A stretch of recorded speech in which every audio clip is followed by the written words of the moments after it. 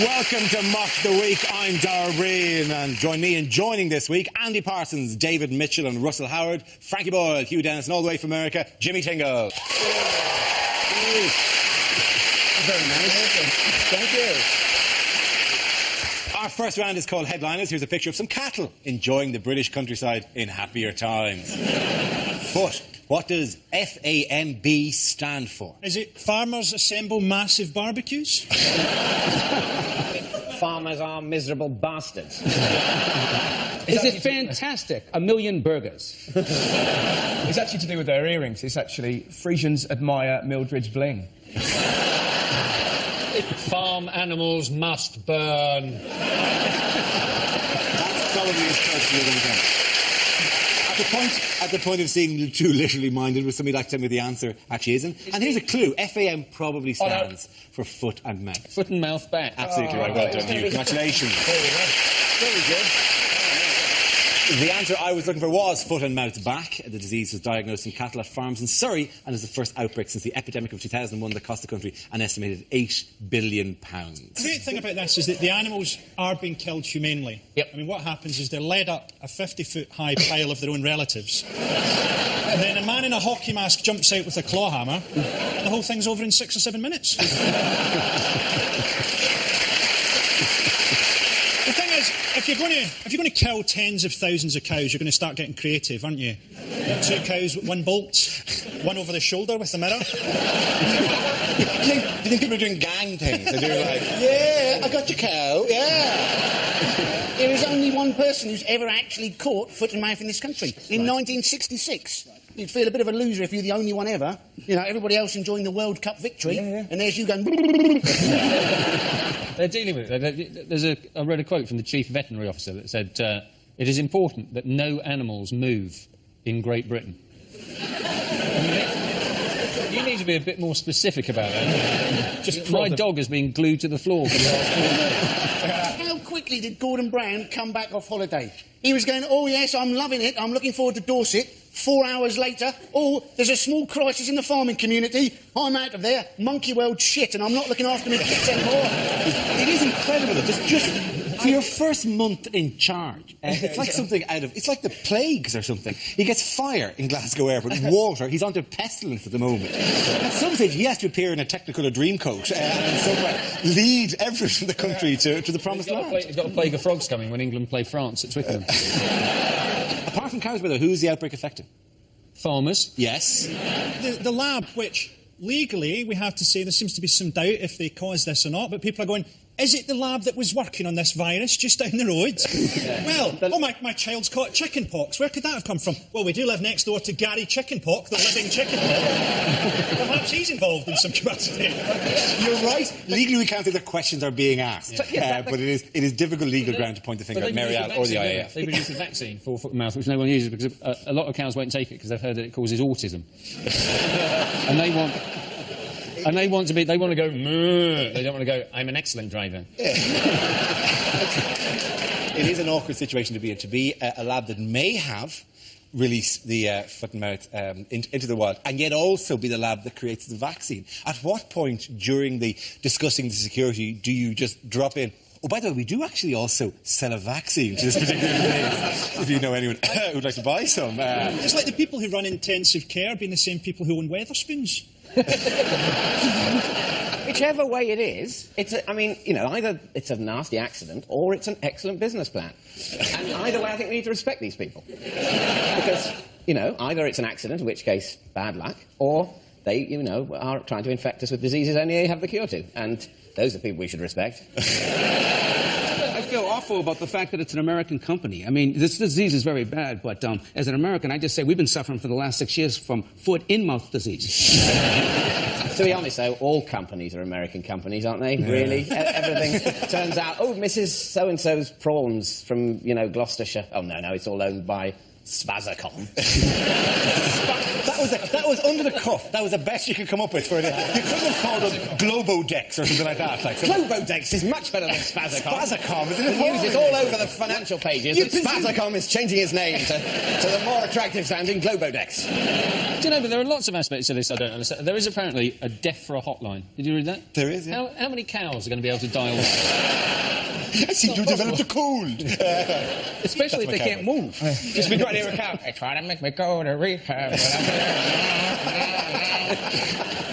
One thing that is affecting is that country shows are now being shut down. Oh, no, not country shows. What sort of boring bastard goes to a country show anyway? Oh, we're only here because the Dust Museum wasn't open.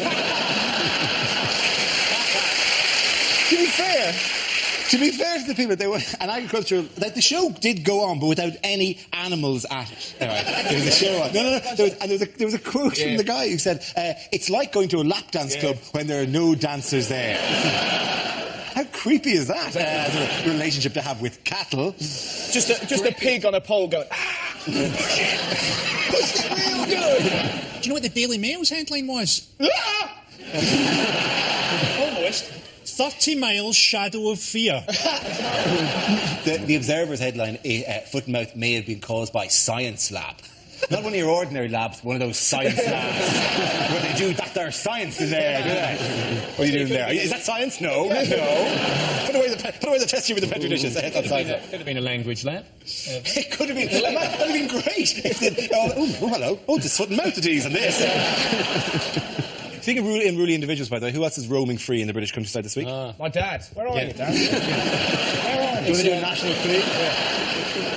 Is it the asylum seekers who've broken out in Oxfordshire? It is. There are 14 asylum seekers who have broken out. It's sad, you know, that they're sort of like keeping these people under these horrible conditions and everything. What we should do, I mean, many of these people are legitimately seeking asylum, is have a ring of, say, like 100 police around the building and play British Bulldog. You're British Bulldog. I had a similar plan, right? I say that we allow fox hunting again, get the fox hunters to round them up, and the ones that catch, we deport. The ones that get away, we forgive them, give them a passport, they represent us in the Olympics. I think the best way to find them would be to open a minicab office in Oxford. Arrest everyone who applies for jobs. Here's a question. As an American, how are these people getting into the country? It's an island, Jimmy. There are many ports of... Yeah, you know, in much in the same way that many immigrants get into America. You've spotted them, I presume, wandering around. We have. Well, our Senate has taken very strong precautions. They're building a 700-mile fence across the border with Mexico. A couple of problems with the 700-mile fence. First problem is the border with Mexico is 1,900 miles long. Now, I'm not an expert on immigration, but I would surmise that people fleeing abject poverty will go around the fence. How is the U.S. presidential election shaping up? Shaping up wonderfully. All of our candidates are fabulous. You're going to be happy no matter who we elect, ladies and gentlemen. Who's ever elected, they want to continue the policies in Iraq. They want to bring democracy to Iraq. And as you know, democracy is a very, very slippery slope. What happens if the people of Iraq start electing people that we don't like? Or what happens if they elect, a religious fundamentalist? Or what happens if the people of Iraq elect somebody who doesn't know anything about world politics? Or what happens if they elect somebody who doesn't know anything about the Middle East? Or what happens if they elect somebody who's not intellectually qualified to be the president, but might have a lot of business connections, or, family connections? Maybe his father used to be the president. Now, I know that can never happen. It's a crazy dream. Tom Tancredo, do you know Tom Tancredo? I heard of him, yes. Yeah, Tom Tancredo is a Republican candidate who said on a radio that he would be prepared, if there was an attack on the US, to bomb Mecca. Then he said afterwards, in his own defence, he was basically just thinking aloud. That's the sort of thinking aloud. You've really got to wean yourself off if you're going to be a politician. Maybe we've misunderstood. It was just an idea. I mean, forget it. Let's not then, actually. It's a weird view of the Muslim faith, as if, it's Independence Day. If you take out the mothership, somehow, without that radio control that it has, they all go, oh, and they'll just turn back into it. So, maybe you've got it totally wrong. He just hates bingo.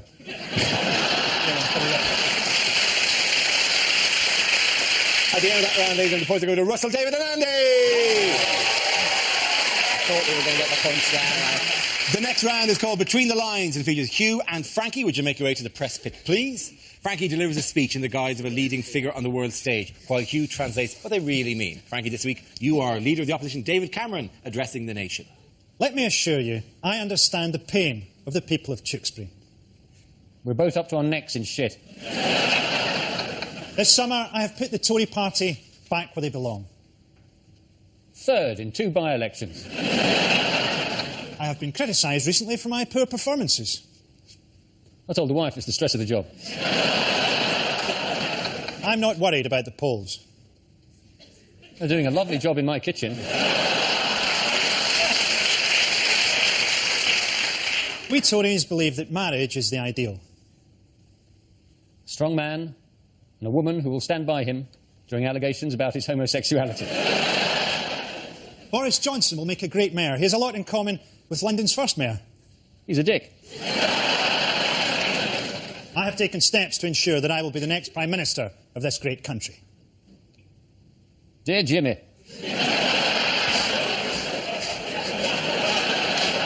Could you fix it for me?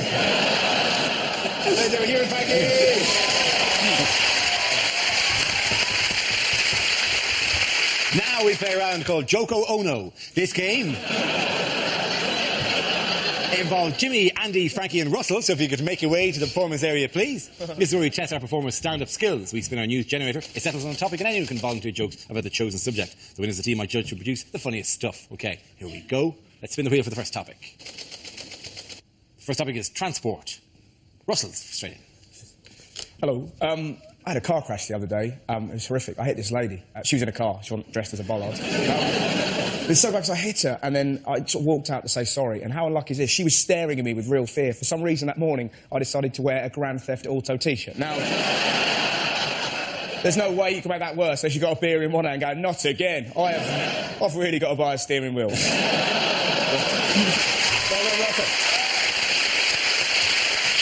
OK, let's spin the wheel again. Subject is the Olympics. Who wants to come in on that? Andy Parsons. Yeah. How crap is that logo? That's all I've got on that one. £400,000 that cost us. You could just have got some small kid to puke up some Sunny Delight on a jigsaw puzzle and you'd have got that for free.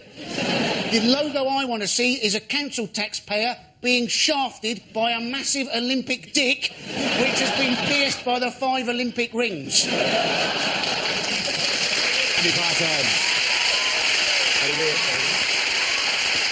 OK, that leaves us with Jimmy and Frankie. Let's spin the wheel. The next topic is air travel. Who wants to come in on that? Jimmy. So, folks, our government is now talking about giving the pilots guns on the plane. I honestly think somebody in the plane should have a gun. I don't think the pilot is the person that should have the gun. They already have a very important job. If they all of a sudden have to be involved in gunplay, who's flying the plane? Get back in your seat. Get back in your seat. Don't make me go back there. You son of a bitch. Hold the wheel. I said put that tray table up. Give it a go. OK, let's see what we've got left for Frankie. Let's spin the wheel again. And it's drinking. As a teetotal alcoholic, that should be quite good. I drink energy drinks now. It's good that they've finally managed to can anxiety. It's good that there's a drink that gives me the resting heart rate of a serial killer who's just spotted that there's a sale on at B&Q. I hate this thing where Guinness always go, we're the national drink of Ireland. Yeah, you're the national drink of a nation of alcoholics. That's like saying that you're Gary Glitter's favourite search engine. I'm teetotal, right? A concept which Scottish people don't understand. So I did a gig in Fife, and I was on stage, and this guy was going up to the bar, and he went, hey, I'll get you a drink as well. I went, well, I used to be an alcoholic, so I don't drink anymore, but thanks anyway. And he looked at me for a bit, and then he went, a pint of lager shandy? Thank you, boy. I'm going to give it to Jimmy and Frankie.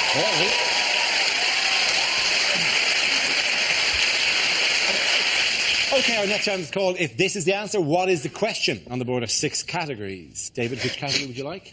Science. OK, your category is science. The answer is serious, risky and heroic. What is the question? What is telling farmers, it could be worse? Is it what a Snap, Crackle and Pop's DJ names? How have people described my recent sex tour of Nigeria? Very well reviewed in The Spectator. How would you describe standing in between Judy Finnegan and a free bar? Is it what are the 3 speed settings on the world's most powerful vibrator?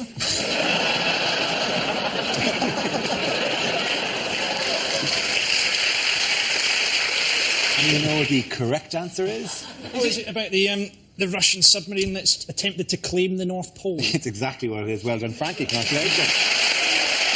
Yes, the question I was looking for is, how did proud Russian officials describe their country's mission to claim the North Pole? This is the news of Russia symbolically staked a claim to billions of dollars worth of oil and gas reserves in the Arctic Oceans. 2 mini-submarines carried out a record-breaking dive to plant a flag 2.5 miles below the North Pole, which they believe is directly connected to their continental shelf, which, of course, it is, which is connected to every other part of the planet. Anyway. There's also a British flag 2.5 miles underwater. It's on the top of Gloucester Cathedral. I think you have Gloucester. I think you're allowed to mine Gloucester for oil. I think you're allowed to do that. I'm looking forward to seeing the Russian gangsters put the mussels onto the Eskimos, then waking up with a seahorse's head in their bed. I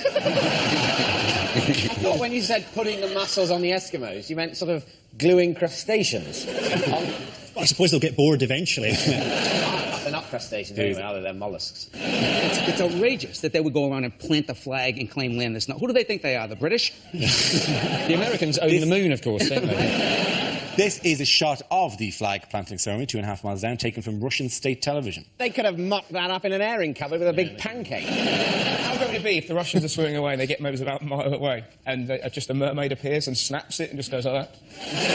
I mean, it's fairly unlikely, but it'd be magic, wouldn't it? They're 2.5 miles down. They didn't just go... Luckily, my big metal arm will hopefully drag me down to the bottom. Fortunately, yes, I've got swimming bronze. This should be no trouble. I think if you have oil rig workers at the North Pole, you're going to have like an infrastructure spring up as well. That's going to be like the bleakest titty bar in human history. After every dance, they have to get the girl off the pole with welding gear. Canadian Prime Minister said this isn't the 15th century. You can't go around the world and just plant flags and say, we're claiming this territory. But no, actually, under international rule, the law of Bagsy is the #1 law. That, and if they'd gone up and licked it, then nobody wants it there. By that logic, it should belong to America, because apparently there was already a Starbucks down there. Why didn't you get your swimmer guy who swam there a couple of weeks ago? Yeah. Why didn't you just carry a flag in his teeth and just like slip to the other side and go dunk? Oh, by the way, ours. He's too busy raising money for cancer, this selfish bastard. I can't believe you're taking the moral high ground out there. He was... It's been a while. God, it looks strange up here. He's going to get dizzy now and roll down the moral hill. But the Americans haven't actually come out and criticised the Russians, have they? No, they haven't. Mainly because Bush, he'd love to do it himself, wouldn't he? He would love to invade the Arctic, but he'd probably muck that up as well, wouldn't he? We'd have some sort of, polar bear mutiny. We'd have suicide Pingu on our hands.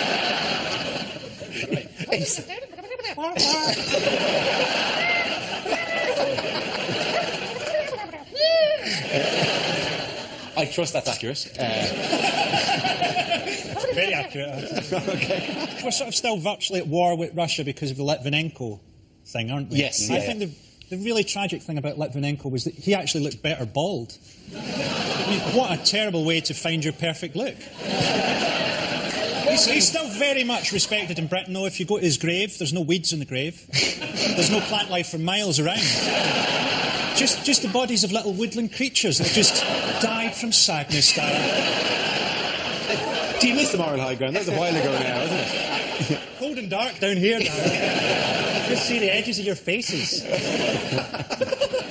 In other news, the government disclosed figures on which supernatural phenomenon in Britain? UFOs, yeah. Or claimed sightings of UFOs. Not actually, there have been 12 UFOs. How come, even as mobile phone cameras and stuff get better, you never still get a good picture of a UFO? It still always looks like a blurry shot of a Frey Bentos pie tin being thrown over.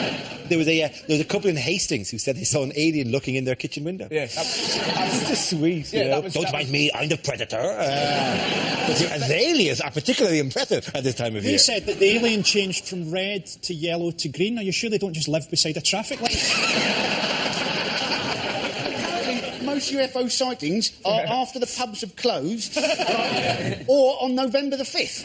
Apparently apparently there's also lots of sightings around airports, surprise, surprise. Yes, yeah. There's a UFO taking off and a UFO landing. Oh, look, there's an orange UFO with an easy UFO on the side and a little website that you can contact. And also a very high percentage of sightings by lunatics as well. That's the other sort of statistical anomaly. Apparently, for those people who have had alien abduction occur to them, apparently it's a fairly, standard thing that happens. They get taken up by a beam of light, the story always says, then they get a medical examination, and then before they're beamed back down, they're given a little guided tour of the spaceship, as if the aliens are going to go, well, we've got all the information we need. Would you like a look round? This is my bedroom. And they go, perhaps you'd like some documentary evidence to take and show to your leader. No, it'll be fine. Yeah. I sense I will be believed on this one. At the end of that round, the points go to Russell, David and Andy. Now we come to our final quickfire round called Scenes We'd Like to See. This is for everyone, so if you could all make your way over to the performance area, please. I called ideas for scenarios we'd love to see the performers come in with their suggestions. OK, here we go. The first subject tonight is the worst thing to hear on holiday. Many of you in this safari will be wondering why I'm sprinkling you with the barbecue sauce. Welcome to Butlins. The plane has lost all power. Feel free to use your cell phone. Let me feel your arm. Let me see your teeth. Take him.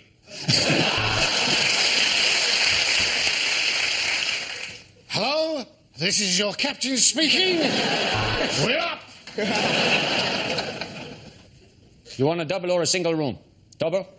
Ramon, build a double. In the event of the cabin decompressing, oxygen masks will drop from the ceiling and dangle in front of your blue dead faces. From your bedroom window, you have a lovely view of the town's ageing nuclear facility. Yes, I know you've got a restraining order out on me, but I don't think it applies abroad. There's a bar in the swimming pool after yesterday's riot. You must be the only person in the hotel who isn't going to the Star Trek convention. Both of you, welcome to Scotland. OK, the next topic is unlikely lines to hear in a TV show.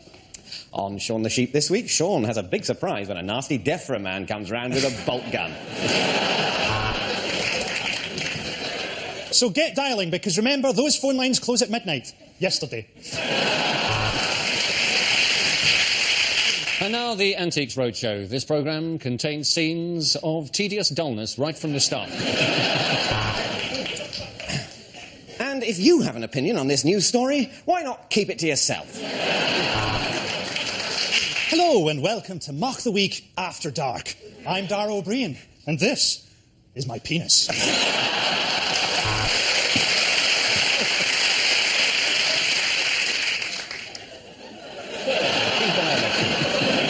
This week on Location, Mohammed is looking for a pied-à-terre within easy reach of an international airport. And now over to Kate Humble, who's going to kick the face off a badger. Hello and welcome to India with Sanjeev Bhaskar and me, Jade Goody. It's Shostakovich week on ITV1. On this week's Time Team, Tony Robinson goes round to Fred West's old house. And now over to Sean for a blind stab at the weather. No deal, Edmonds! You're going to give me the money, or I'm going to start shooting! Well done, you're right on. The points going to Russell, David and Andy.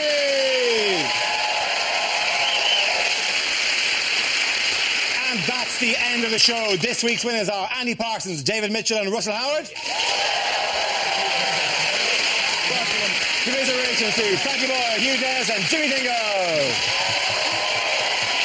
Thank you for watching. I'm Garvey. See you next week. Good night. The Thursday night comedy continues with Hyperdrive next here on BBC Two, Consumer Power on display to defend the local shop in Still Game at 10, and Russell Howard has his own radio show this Sunday morning from 10 on BBC Six Music.